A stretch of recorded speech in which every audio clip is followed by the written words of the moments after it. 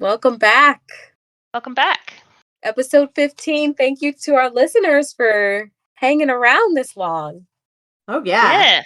Thank you. Thank you. So tell us, Laura, what's the title of this episode again? You can't tell a crook by its cover, huh? Yep. You can't tell a crook by his cover. I like this episode. Me too. It was fun. Yeah. I had a good time. Yeah, I watched it last night and I'm like, this is a good episode. It is. I love seeing this side of Daphne, and it's such a fun contrast to the Crane brothers. Yes. And I loved how well, we'll get there. But when Frasier was trying to like make his observations of who was I knew right away. Like I was just like I had my impressions like right away, and he seemed to like go back and forth. But we'll talk about it later. But I really enjoyed it. I really enjoyed watching it. Yeah, he gets a bit of a comeuppance. He Yes. thinks he's intelligent and can do it, but turns out no. Perception is not reality. Isn't that the truth? All right, so let's get into it. Frasier and Martin are at KECL. Frasier shows Martin his booth, but Martin's more interested in whether the window is bulletproof. Martin starts trying to press buttons, and Frasier shoos him into Roz's booth. Roz enters and greets them. She asks Frasier for $10, saying she lent the last of her money to an Australian tourist who needed to borrow money for a cab to the Australian consulate. Martin reveals there isn't an Australian consulate in Seattle and that Roz got scammed. Oh, poor Roz. Well, you know what? I think that kind of scam happens to a lot more people than would readily admit it. Because I think it just preys on the idea that, like, you just want to be a helpful person. I kind of got scammed like that before. I was in Target and this woman, like, she walked up to me and like couldn't speak any English, or at least gave me the impression that she couldn't. And she had a baby and she was like saying like bye for me, and it was like some kind of like formula, and I felt really bad for her. But then like once we got to the register, she started like pulling like all this other stuff out, and I was like, wait a minute, I didn't agree to it was such a scam. Yeah. Looking back, it's like, oh, how obvious. But then at the time I was like, oh, this lady needs, stuff for her baby. Yeah. It preys on your good nature. Yeah. Get people coming up to you all the time asking for money. I just need $5 to buy lunch or buy something or go somewhere. We all need a Marty on our side, walking alongside us to help us. Help us know there's no Australian consulate. Yeah. I mean, well, for Laura, I mean, yeah, you wouldn't have an Australian consulate. No. Laura's probably like, that's just regular government. Yeah. The Roz feels like an idiot, and Martin says anyone could have been fooled. Frasier points out that Roz is an easy mark, which Martin says that Frasier could have been fooled too. He proposes a bet. Martin is having 3 people over for poker. 2 are cops, 1 has done time in jail. Martin bets that Frasier won't know who the con man is. Frasier agrees, and Roz wants in on the bet. $10 on Martin. I'll bet you $5 you can't tell which one's the ex-con. Hey, can I get in on the action? No, of course you can. Great. $10 on your dad. Oh, you're just itching to give your money away today, aren't you? All right, you're both on. But I think you're underestimating me. What truffles are to pigs, so are these charlatans and pettifoggers to my mental acuity. We didn't know better back then. His mother smoked during pregnancy.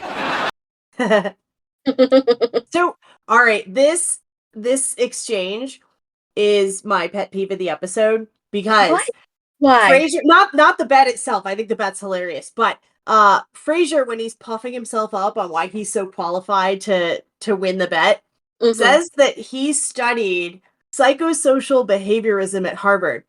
Oh no. Psychosocial and behaviorism are like 2 very different psychological like schools of thought. It doesn't make sense. So psychosocial stages are usually associated with developmental psych, and they're primarily around like at this age you do these things. And behaviorism is about like patterns and reinforcement and learning and things like that.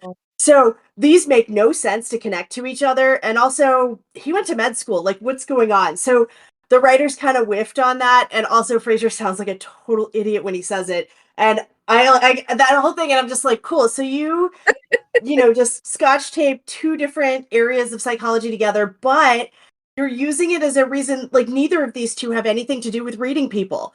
They're both about completely other aspects of the human experience. So I'm just like, wow, whew, whiff. So that's my pet peeve of the episode. Well, my pet peeve in that same moment was I didn't like his outfit. He was in too dark of colors. It was too dark. I was just like, oh, you look like a vampire. Like you just look like a dark academic or something. It's giving like I creep around in the library, like I was just like, so, and he was wearing a vampire. cardigan. He was wearing a cardigan, and when Frasier wears a cardigan, he just gets all snooty. He gets snooty. You can't tell. His ego gets in the way of remembering his studies. It's like he just like slides on a little, Sigmund Freud, and and I mean, Freud's a totally third option for subsets of psychology. See, I don't even also know. Has nothing to do with reading people. Is that color profile did not look good on him. So, but Roz looked fabulous. She was giving like Julia Roberts. Like it was so cute. I loved her outfit. She's very 90s chic, and I also love how in this sequence she's the one kind of laying it down when Martin tries to push buttons. Like I think it's great. Yes, mm-hmm. And one theme that I noticed about this episode too is kudos to the writers for seeing that women are good risk takers and gamblers because all three women, Daphne, the lady at the poker table, and Roz in this moment were down to bet and bet on like the right thing each time. So isn't that something? Well, maybe not Roz. I mean, like you're talking about the bet with Martin, not the $10. Yes, exactly. Yeah. So, I was like, that was a different kind of risk. Female gamblers. Yeah. Sorry, Laura. Hey, that's what we're here for. I love Frasier's quote here where he goes, "What truffles are to pigs, so are charlatans and pettifoggers to my mental acuity." Oh man. Such a line. Like that's what I'm saying. Like it's that cardigan. When he wears that cardigan, he gets goofy. He gets drunk off of his own intelligence. He gets a little more Nilesy. Yeah. Like his language. I mean, like Frasier is, a sophisticate as well, but he's Nilesing it up. Mm-hmm. That night, Martin is setting up the table for poker. Daphne enters and insinuates someone should have been washed. Martin argues that he showered that morning, but Daphne points out she meant Eddie. He goes to say the word bath, but Martin stops her, spelling it out instead. Eddie takes off, apparently knowing how to spell. Eddie's a sharp cookie. He is. He probably knew the ex-con was more so than Frasier. Oh, yeah. I think everyone did. Or maybe not Daphne. Martin's friends, Frank, Linda, and Jimmy, arrive, and Martin introduces them. They're all aware of the bet. Frasier can't ask them direct questions about their work, but any other question has to be answered truthfully. Jimmy compliments Frasier's apartment, noticing the size. Frasier muses that taking note of the size could mean Jimmy has spent time in confined space. Sure, have you seen his apartment? Amazing. It's also, I'm almost surprised because do we know prior to this moment what the nature of the crime was, or just that it's an ex-con? Just an ex-con. I'm just almost surprised he didn't make a reference to casing the apartment. Right, that's so funny because I was gonna say if I had assumed that he was a criminal and a white collar criminal, like he just gave that vibe off to me right away. Yeah, it's the sweater. But then here comes Linda. Oh yeah, she looks great. Linda, and she looks great. And also I love this moment because Frasier's making his own little generalizations here in his interpretation of her. Something of the gender bender nature. Oh man. Oh God, Frasier, stop it. But when I was listening to what Frasier was saying, I'm like, your argument for why she could be a criminal because she would be a lesbian, whatever. I don't get that, but I knew that she wasn't the criminal because she was honestly trying to play the game. Like she wasn't trying to distract or like anything like that. Like, she really just I felt like if she wanted to be a criminal, don't criminals like to like distract you and like I don't know. but So she was playing authentically, but she also took all those guys' money. So I mean, like, right, you yeah. could theoretically draw the line that she didn't need the distraction to win. True, yeah, but I was just like, well, I don't think she's a criminal because criminals are always trying to get in your pockets. They're not trying to, play and win a game of poker. Right. Unless she was cheat. Maybe she was cheat. Okay, see, I don't know. Now I'm confused. Yeah. Okay. See, now you got that Frasier loop going on. I just heard it. Yeah, now I'm in a loop. Daphne comes out and Martin introduces her to everyone. Daphne excuses herself to find Eddie to wash, and Linda jokes about how Martin's a dirty old man for having a sexy physiotherapist. Frasier posits that attraction to the same sex could come from long periods of time spent in their company. Martin is amazed. Frasier's making a bigger jackass of himself than he thought. Yes. You know what else? I kind of wish that Linda had replied to that with like, yeah, I went to an all-girls school, just to like really hammer in like how wrong Frasier she was was. probably so used to it because she's hanging around guys. So I think, she's probably been called a lesbian before. Yeah, it sort of plays into that sort of like guy banter as well. Yeah. Yeah. I didn't like the white hair guy. He reminded me of like Frank. Yeah, like some Archie Bunker kind of guy or something. Like he's like the anti-Martin. Yeah, I was like, why is he here? But then he ended up being like a decorated detective or something, right? Undercover cop. Yeah. Just goes to show you don't know. You don't. Frasier certainly didn't. Frasier definitely didn't. Later, the poker game takes a break and Daphne asks for someone to give her a hand with the coffee. Jimmy volunteers and they exit to the kitchen. Frasier is quiet, something Martin notices. He's studying Frank, who he has defined as an unsocial loner. Well, Frank's an interesting study, isn't he? Temper, loner, bit unsocial. Almost a stereotypical portrait of a man who spent his entire life behind bars. This dish of the leek or Steuben? They had no spots open in the prison laundry. He worked in fine china and glassware. Amazing.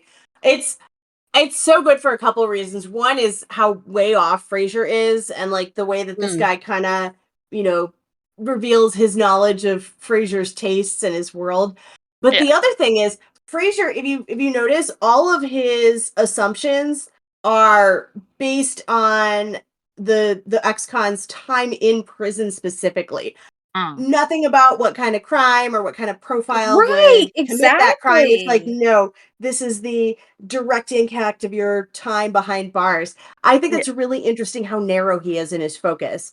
Yeah. And then even more narrow by like describing it in like these old-timey prison kind of Frasier has like, no idea what prison is like. He's got a cartoon idea of prison. He probably, would have commented if one of them was wearing horizontal stripes. Well, he did, and I do recall coming across this episode recently where he was arrested. He did spend time in jail, but that was later in the season when he gets when he's accused of picking up a prostitute when he was just trying to be a nice guy. Remember that episode?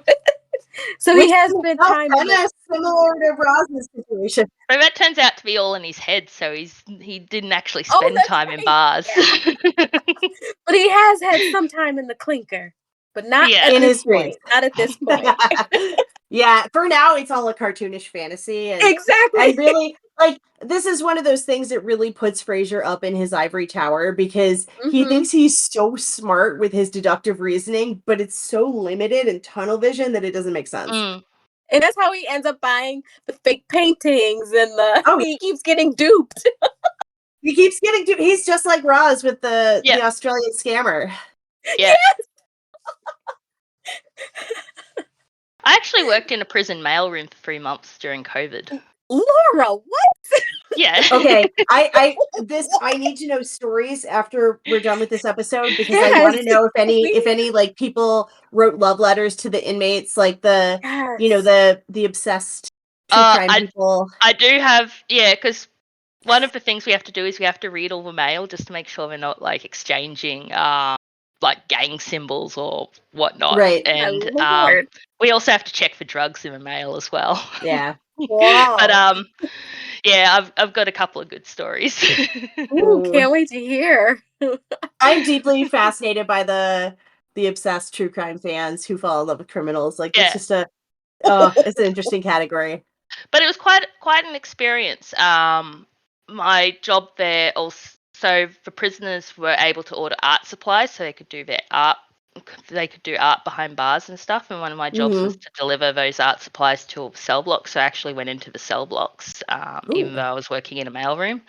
And yeah, funny story. I bumped into an old schoolmate who was behind bars there. He Oh wow. had to lodge a conflict of interest because he recognised me, and I'm like, Oh, what a no. reunion. Yeah. Well, But that would not be the jail you just described is not the one that lives in Frasier's mind. no, No. it was quite an eye-opening experience. Yeah, it was. Oh, for sure. Laura, you have more experience with the realities of prison than Frasier Crane does. Yeah.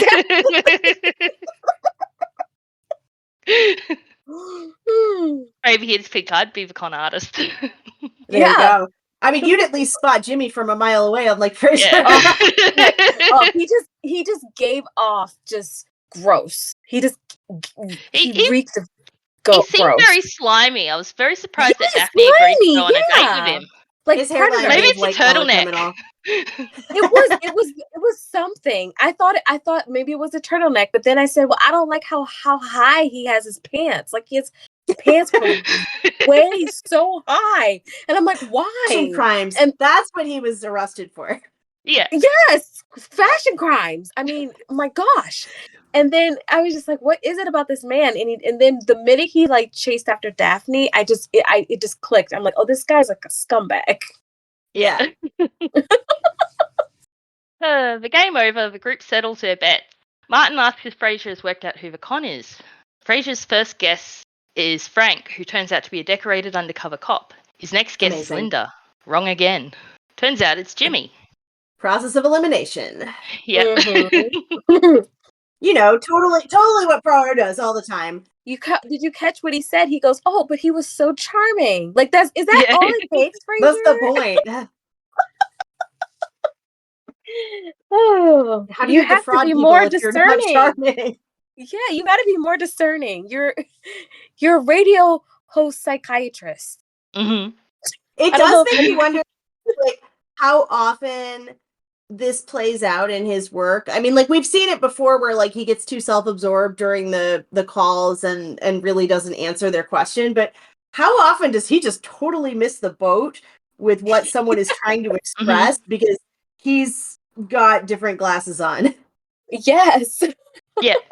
He really latched onto Frank though, didn't he? Oh yeah. Mm-hmm. You know what though? All right, to Frasier's credit, first guess. I'm going to justify this one. If Frank was truly like an exceptional undercover cop, he probably gives off criminal vibes because he would have to blend in all the time. But Frasier didn't say that, so he doesn't get points. No. Okay. Yeah, fair. So Frasier owes Martin $5, and as he searches for his wallet, Jimmy pulls it out of his pocket and hands it back. Once a criminal. I do love that he was in prison for fraud, but he also can pickpocket. He's versatile. And he's a snitch. So yeah. He's a snitch, he's a scumbag. Yeah, like, I mean, he's just everything. You know, criminal of all trades. Takes Daphne to a topaz room. Oh yeah. Where there's apparently shootings. That's yeah, it's horrible. Great first date. Oh yeah. Scumbag. Poker group leaves and Frasier hands Martin his winnings, stating he never would have guessed Jimmy was a jailhouse snitch and was feeling rather foolish. Daphne reveals she also feels foolish because she's agreed to go out with Jimmy. Martin immediately says Daphne can't go out with him, where Frasier interrupts and asks if Martin believes in second chances. Martin says he did, then they had Niles. I love that joke. What a good dig. Well, if I were Daphne, right on the spot, if someone told me that, I wouldn't have gone. I would have canceled. I would have like, nope. Nope. But we know the women in Frasier are risk takers. And also Daphne has this Daphne has this kind of politeness thing where she's not gonna, overtly judge this guy for being an ex-con. So, like, yeah, I get it. I mean, her brothers are cons. Her brothers have that's been true. in and That's out of right. jail. Yeah. So Yeah. she's Maybe sort she's of a grown up little around. more receptive. Yeah. Yes, she's grown up around all that. So Yeah. Yeah. benefit of the doubt. She is a little of a shapeshifter, in a conny kind of like in a streetwise Oh, kind yeah, of I way. mean, like, the pool hustling for sure. Yeah, like she shows that she's got more street smarts than you would. Anyone else on the show. Yeah, you would think. Yeah. Because we know Roz doesn't have any. I mean, the only person who has more street smarts than her is Marty. Yeah. Yeah, interesting. Frasier and Martin argue for a few moments over whether Daphne should go out with Jimmy when Daphne interrupts, tells him to butt out and she can decide for herself. She then storms off down the wrong hallway before returning and storming off to her room. Well, I believe that when a man has paid his debt to society, he deserves a fresh start. I see no harm in her going out with him once. Well, I do. She's not going. I say she is. I say she isn't. She is. Oh, not. this is- oh, she she is is. not. Me, gentlemen, but might I interject one tiny little thought into this conversation? Of course, Daphne. Belt up, both of you. It may have escaped your notice, but I happen to be a grown woman, and nobody has told me whom I might or might not date since I was a schoolgirl, and I didn't listen then. Now, when I've quite made up my mind what I plan to do about Jimmy, I'll let you know. But right now, I'm going to my room. You two hens have wasted enough of my time. That would have been a very dramatic exit if only her room was down that hall. So I've always wondered if this was a mistake that Jane Leaves made while they were filming the scene and they just kept it in because it was just so good. You know what? I wouldn't be felt that way. surprised. But Yeah, it's it felt that powerful way. with the punchline because it's just like, Yeah. if they improv'd the lines after that, spot on. Genius. Because you could see John Mahoney laughing. Oh, yeah. But also her little Mhm. angry walk back in the correct Yeah. direction. I mean, like, they don't drop character for a second. So even if it was on accident, it was flawless. Yeah, it makes me wonder because when I went and saw an episode taped for the new Frasier, Roz and Frasier had this scene at the bar, and then after that they would get up and leave. And a couple of times Perry Gilpin forgot to pick up the purse, and they improv'd a couple of scenes. They just kept in character and improv'd all that. So it was yeah. Well, I just recently listened to. Oh, now we're really going off tangents. Sorry, listeners. Just go on the journey. Just go on the journey. So I was just recently listening to an interview Frasier was giving with that host, the one from Cheers, the bartender guy, Ted Danson. Ted Danson? Yeah. Yeah. And Frasier said, because Kelsey. Ted was, yeah. Sorry. Yeah, sorry. I did say that. Sorry. I was like, is he in character? Frasier? I say this in like Kelsey said that he knows the Frasier Crane character so well that he can. Yeah. He goes. He just lives in him. He says he lives in him. Yeah. You can tell. So I wonder if for these other characters, actors, if these characters just live in them too, and like that's why they're able to do like that improv with the purse scene. Yeah. Imagine that's right, because if you look at the way they get their timing and their physical comedy, you can't do that in a rigid or formulaic way. Like, that has to be organic in some way, because they wouldn't be able to play off each other energy wise nearly as well if they were like, I am going to do this. It can't be too structured. So I do think, Kelsey obviously to the max, but I do think the rest of the cast as well kind of lived and breathed their characters' personas while they were filming. Yeah, and I feel like it's early enough in the series that Jane could have forgotten that that's not the hallway she was supposed to go down. Yes, that made me believe Daphne's it too. room's on the other side of the apartment, and it's not as easy to get to. So just turning around and storming off down that apartment just feels like a natural thing to do. And then she's just realised and just played it off, because they're playing in front of a live studio audience as well. So they just play.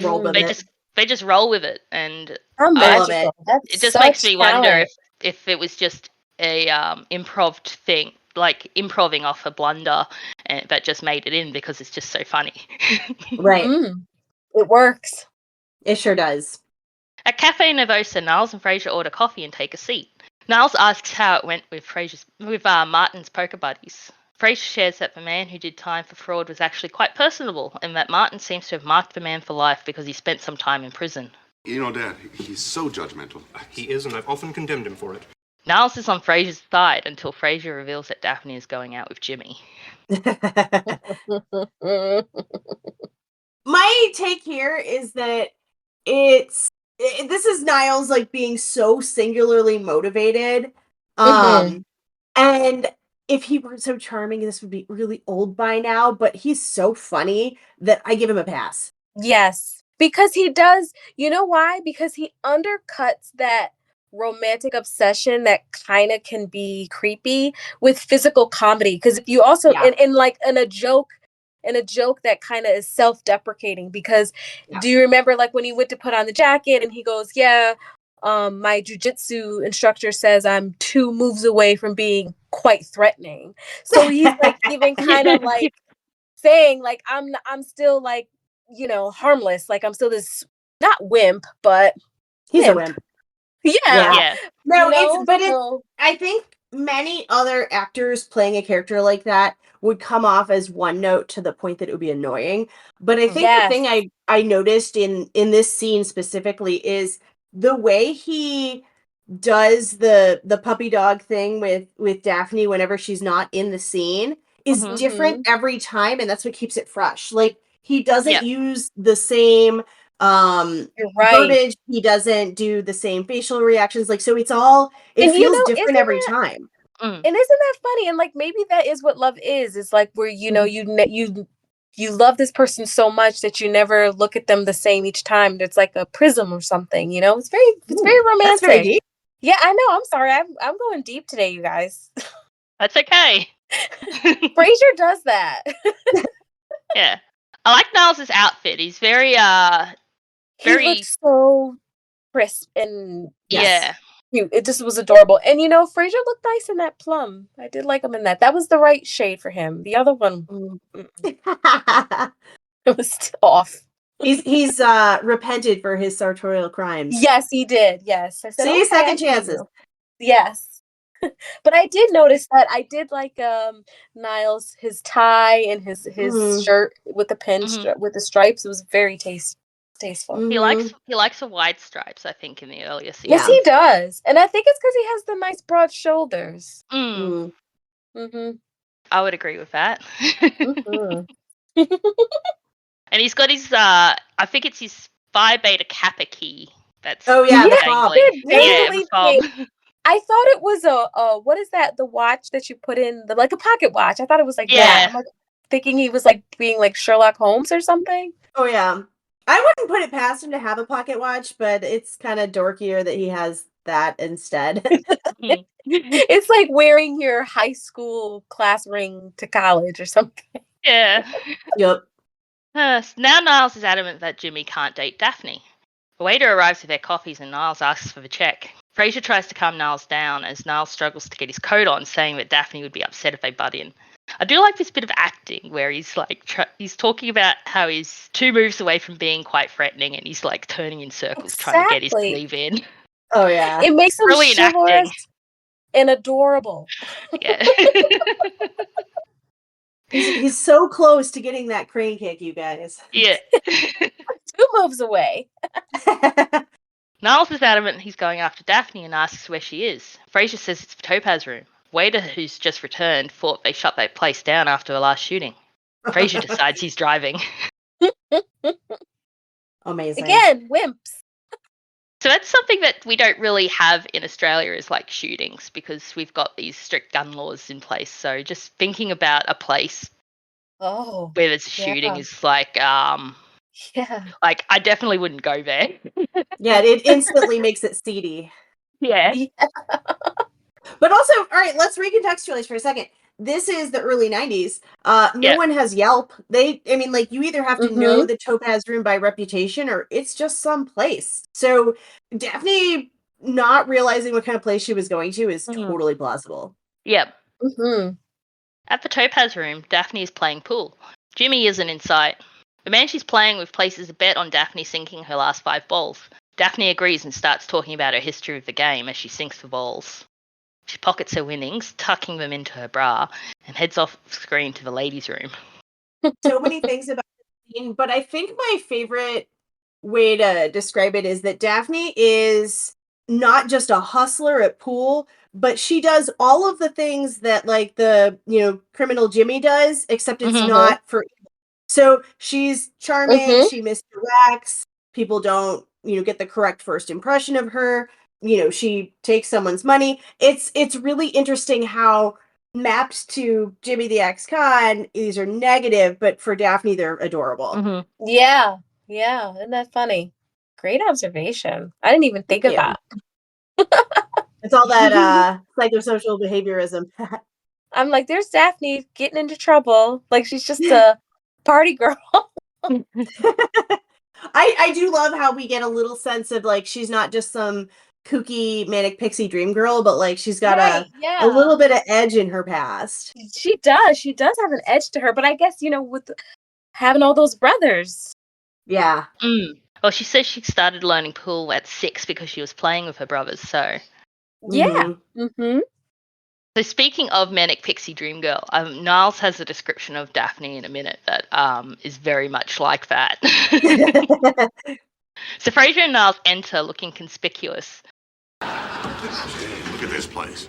I never felt so conspicuous in my life. You must simply try to blend in. Fortunately, I haven't shaved in several hours. You should loosen your tie. Yes, and you might try tucking in your watch fob. That happens to be a Phi Beta Kappa key. Oh, well, then by all means let it dangle. Perhaps they have a local chapter. They head to the bar where Niles asks if they've seen a young woman who's approximately 5'9¾" with skin of Devonshire cream and the sort of eyes that gaze directly into one's soul with neither artifice or evasion. Amazing. That's And I love poetic. how Frasier goes, or we call her Daphne. She's English. Yeah. Like, and this is where I said, like, earlier, Frasier was channeling Niles when he was doing his dark academic pompous thing, because in this scene, you see Frasier translating from Niles's overly wrought language, except we know he's capable of it himself. Yeah. Yes. But when he described her in that way, he just gave off this wonderful Pride and Prejudice kind of energy, just like Jane Austen. Like it was just like Bridgerton. It was just like, oh, I love it, So yeah. pour it in my cup, I'll take it. I think Niles is a Jane Austen hero. Especially because of Maris, like the secret wife you never see, who's, I mean, that's not just Jane Austen, that's a Bronte thing as well, but like the secret wasting away Maris and, it's so pining for Daphne. All right, well, Niles is a romantic hero. Yeah, I love it. It's so adorable. I'd agree with that. You go to Oxford, so I mean, the Brit-Lit thing is, it's all coming together. Yep. The bartender says that Daphne stepped out back. He notes that Jimmy tried to get fresh with her, but Daphne threw a hammerlock on him and ran him out. The one thing that bums me about this episode is we don't get to witness that scene, because I bet that would be great comedy. But how could we? Because we're getting ready to get our wave of escalating comedy. True. And it came together wonderfully. I wonder how many takes it took. Yeah. Yeah, I do want to go back to Daphne playing pool. Oh yeah. I read somewhere that Jane Leaves practiced with someone before this scene, so she knew how to actually do the stance and actually hit the balls. And some of the shots you can see she actually did make the shot because it's like the wide angle. Yeah, no, it's super clear. The other thing that I thought was interesting, because I don't play pool, and I don't know a lot about it, but my first interpretation was the way she was leaning over the table. I thought that was part of the hustle. I thought she was pretending she didn't know what she was doing. But after she makes these shots, and it's really clear that there's not a cut to show that, maybe that's actually a good stance. Yes. Yeah. Body language is, and that's funny. If you think about it, body language is also an indicator of, credibility and, all of that stuff, like micro expression. It's really interesting. Posture. It all and all into connects to reading the room, which Frasier can't do, but Daphne can very well. I wonder if it's part of her. I wonder if that's part of her misdirect, because when she bends over the table, everyone's looking at her butt. That's what I meant. I thought it was just Yeah. like she's trying to do that so that we don't know that she's terrible at pool, and then she's actually Yeah. good. So I'm like, is putting your butt out good? I have played a little pool, and you do have to lean that way a bit. So Okay. That is true. the bartender always knew that Jimmy was no good. Just damaging Frasier's ego a little more here. Yeah, it's like, it's obvious. It's something you could just look and see. Yeah. Salt to the wound. Mm-hmm. Considering what she did to Jimmy, Frasier and Niles decide to make themselves scarce before Daphne catches them. They bump into someone playing pool and causes him to miss his shot. They menace for boys, and Daphne returns, finding them. Oh, this one is just great because it's like the entire time they're verbally saying that they're a fish out of water, and this is the physical proof that they are. Yeah, I think Niles refers to himself as a squalor buff. I got it in my notes. And I just think that's the funniest thing. You know, Definitely. it's such like the trust fund kids that I knew in Mhm. Brooklyn who pretended that they were broke artists. Like that's Niles's version of that. Yeah. Like a squalor buff. The man had $200 on the shot, and the boys can't pay. Daphne has money and wages double or nothing if she can sink 5 balls in a single shot. Wait! I have money. How'd you like to go for double or nothing sport? On what? Well, you look like a betting man. I'll wager I can sink these 5 balls with a single shot. If I do, these boys are square. If I miss, you double your money. Hey, I don't mind taking your money, but I was kind of looking forward to pulping this guy. Yeah, well, we won't quibble. If I miss, you can pulp him. Tell you what, I'm feeling generous tonight. I'll throw in the little one as well. What did she mean by that, throw in the little one? And what in God's name is pulping? The men agree, but add a 6th ball to the table. Daphne lines up a shot and manages to sink the first 5 balls. 6th ball narrowly misses the pocket. Daphne yells, "Run for it!" and Frasier and Niles and Daphne escape the bar, using the pool cue to lock the door from the outside so the men can't follow. They pull some faces in defiance before fleeing into the night. You know, in the end, technically, Daphne walked out on a bet, so she is a criminal. After all of this. Yeah. Yes. It isn't. I'm sure there's some quote about how the criminal or the one that you shouldn't trust is the one that's closest to you. Like, you know. Yeah. Frasier would be the call is coming from inside the house. Yeah. Yes. Yeah. No, but it is really funny because I think that was both deliberate but also really just framed in such a lighthearted way that you don't walk away actually thinking like, oh, that Daphne, what a scammer, but like instead it's like a comeuppance against the Topaz Room crowd. She even grabs the money back off the table before they flee, so she's not leaving that behind. Born hustler. I knew she was a hustler when she put her money in her bra. Any woman that does that, they've living a different life. She's seen some stuff. She's seen some things, exactly. So the end credits scene is Eddie following a trail of biscuits to where Daphne's lying in wait. She attempts to catch him for his bath, but misses. Eddie's the true hustler in this episode. Yeah, it's like Eddie's saying, like, I'm no fool. He knows the word bath. Exactly.